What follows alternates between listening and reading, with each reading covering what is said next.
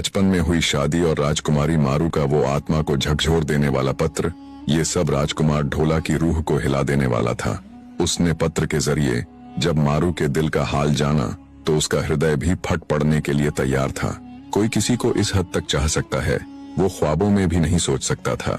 सब ज्ञात होने के बाद ढोला के मन में भी राजकुमारी मारू से मिलने की उत्कृष्ट अभिलाषा जाग उठी।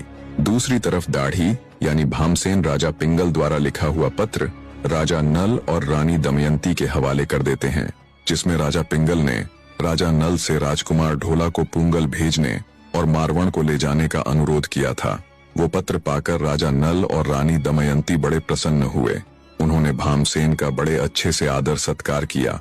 दाढ़ी यानी भामसेन जब चलने लगा तो राजकुमार ढोला ने उसे बहुत सारा धन और घोड़े आदि देकर बड़े ही सम्मान के साथ राज्य की सीमा तक विदाई दी और राजकुमारी मारू के लिए एक पत्र लिखकर दाढ़ी को सौंपा, जिसमें ढोला ने लिखा था, मैं भी तुमसे मिलने को बड़ा ही व्याकुल हूँ प्रिय। बहुत जल्द मैं तुम्हें लेने के लिए पूंगल आऊंगा। मेरा जीव तुम्हारे ही पास है। अब तुम्हारे बिना एक एक पल कई कई युगों के समान बीत रहा है। दाढ़ी ढोला का वो पत्र लेकर पुंगल की तरफ रवाना हो जाता है। दाढ़ी को विदा करने के बाद ढोला सीधा अपनी माँ रानी दमयंती के पास गया और बोला, माँ, मेरा विवाह बचपन में ही हो चुका है। ये बात तुमने मुझसे क्यों छिपाई? आखिर क्यों अब तक मुझे मेरी पत्नी मारू के बारे में नहीं बतलाया? अपने पुत्र को यूं खफा देख रानी दमयंती बोली, बेटा, मैंने तो कितनी ही बार तुम्हें सब बतलाना चाहा, पर हर बार तुम्हारे पिता के कारण मैं रुक गई। वो नहीं चाहते थे कि तुम्हारा दूसरा विवाह होने से पहले तुम्हें ये सब पता चले।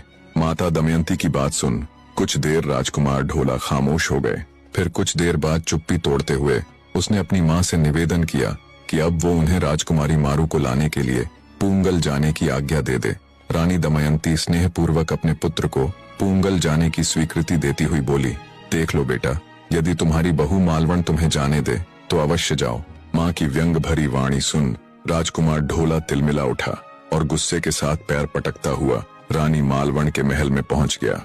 मालवण के कक्ष के अंदर दाखिल होने से पहले गुस्साए ढोला ने ना तो अपने पैरों की जूती बाहर निकाली और ना स्नेहपूर्वक मालवण के साथ बात की। बस गुस्से से चुपचाप मुंह फुलाकर एक ओर बैठ गया।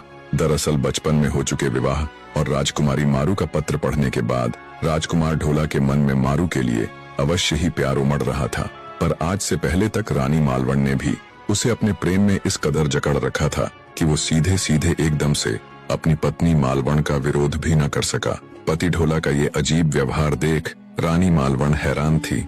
बने रहे।